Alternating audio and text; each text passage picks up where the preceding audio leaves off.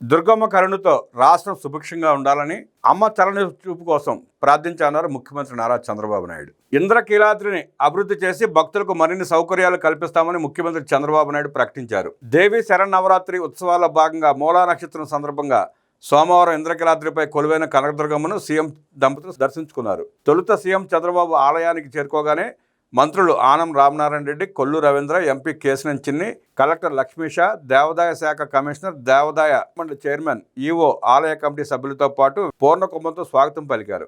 తీర్థ ప్రసాదాలు అందించారు. సీఎంకు అమ్మ చిత్రపటాన్ని మంత్రి ఆనం అందించారు. దుర్గమ్మ ఆశీస్సులతో ప్రజలకు సేవలు అందిస్తున్నట్టు నారా చంద్రబాబు నాయుడు చెప్పారు.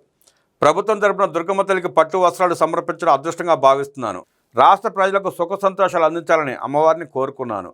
దుర్గమ్మ దయతో కృష్ణమ్మ పరవలు తొక్కుతోంది. ప్రాజెక్టులన్నీ జలకళతో ఉన్నాయి. ప్రజలంతా ఆనందంగా ఆరోగ్యంగా ఉండాలి. రాష్ట్ర సంపద పెరగాలి. నవరాత్రుల సందర్భంగా పెద్ద ఎత్తున భక్తులు దుర్గమ్మను దర్శించుకుంటున్నారు. మూలా నక్షత్రం నాడు ఒక్కరోజే 1,20,000 మంది అమ్మవారిని దర్శించుకున్నారు.